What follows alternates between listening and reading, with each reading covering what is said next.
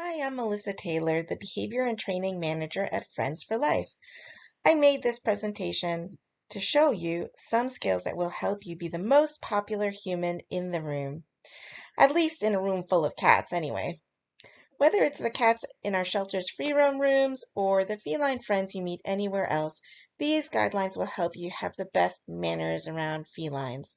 They may even help you build the relationship you have with your own cats at home. There's a good chance you're wondering why we need to have a lesson in how to interact with cats. Humans and cats have been living together for thousands of years, and about a quarter of American households have cats as pets, so you've probably already had plenty of experience with them. Well, the unfortunate truth is that cats have kind of a bad rap. This brief clip summarizes how people often feel about cats. You're petting them, and all of a sudden, wham, you get smacked. Cats are known for being grumpy, hard to read, independent, and above all, unpredictable. But if you learn anything from this presentation, it's this. It's not them, it's us. I'm not just making that up either. It's science. A group of researchers conducted an experiment at a shelter in London that showed that when humans were taught to behave around cats, the cats were more affectionate, less stressed, and less aggressive. Best of all, the training that the humans received that helped the cats be friendlier and safer was very, very simple. It's as simple as CAT. This table should look familiar to you, but if you haven't already read our CAT guidelines handout, email me and I'll send you a copy. Basically, C stands for provide the cat with choice and control during interactions. A stands for pay attention to the cat's behavior and body language. And T stands for think about where you're touching the cat.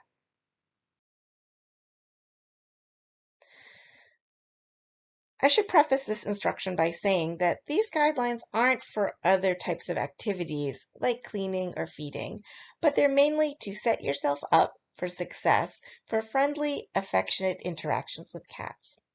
Start by sitting down, either on the floor or a low surface, and keep your hands relatively close to your body.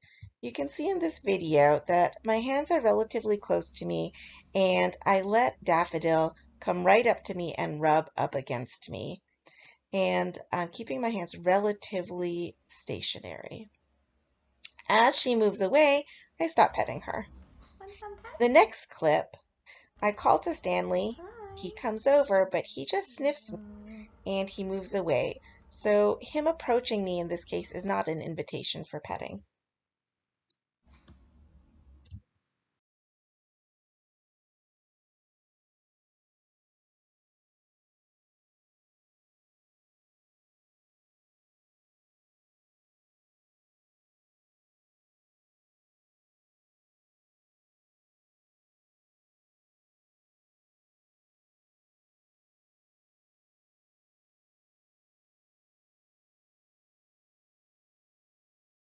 As you interact with cats, they are communicating with you using their body language. So listen with your eyes.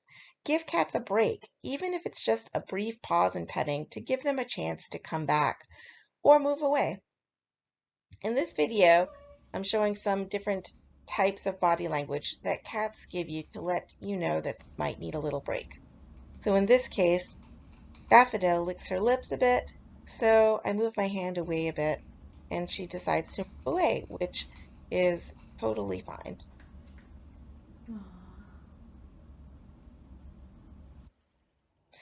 In this clip, Peep turns to my hand, and that's a signal for me to move my hand away just slightly, and she rubs against my hand to ask for more. The main thing is give her that opportunity to ask for more. Here, Houdini is grooming himself, and that's not a really good time for petting, and neither is when cats are eating. Cats that are playing are also off limits to petting. as well as cats who are resting in their beds. Here, Pooh shakes off and he looks away, which is a sign that he's not really ready for petting at the moment.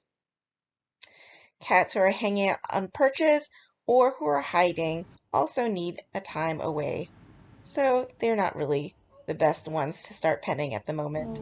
But here, Peep approaches with her tail high and she rubs against me, and that is the ideal moment to test petting on cats.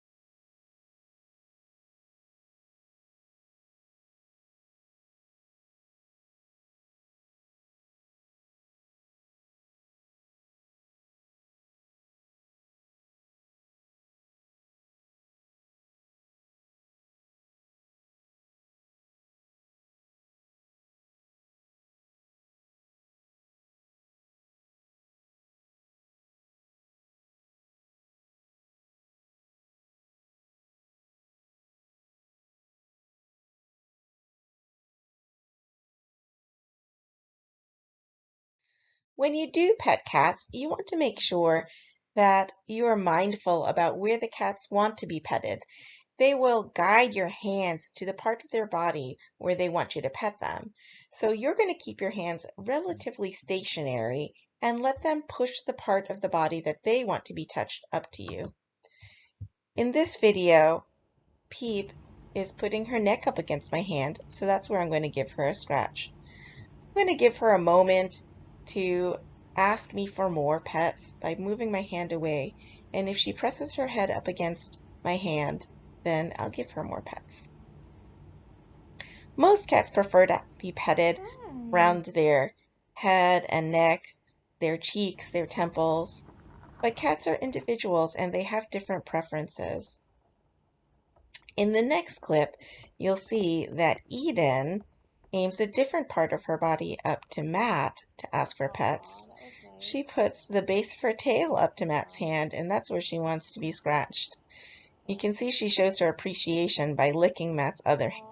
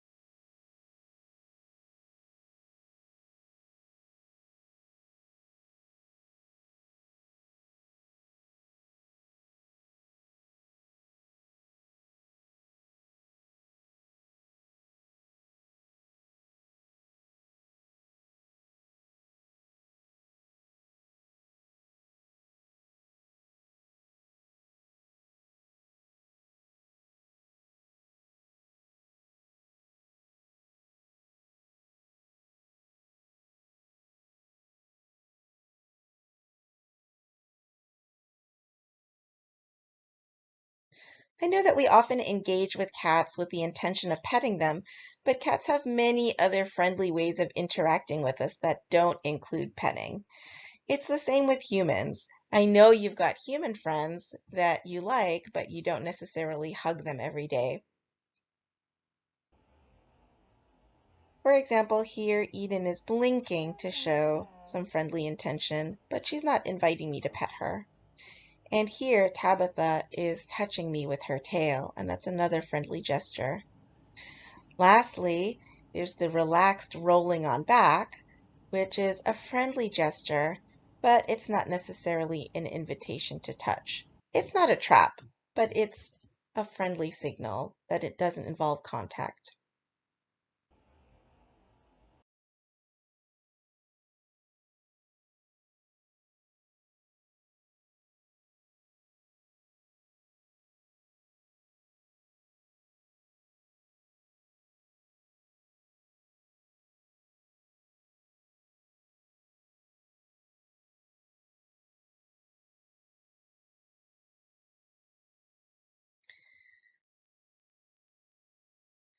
I hope you have plenty of success with our cat-friendly interaction guidelines with all of the felines in your life. But if you have any questions, don't hesitate to email me at melissa@friendsforlife.org.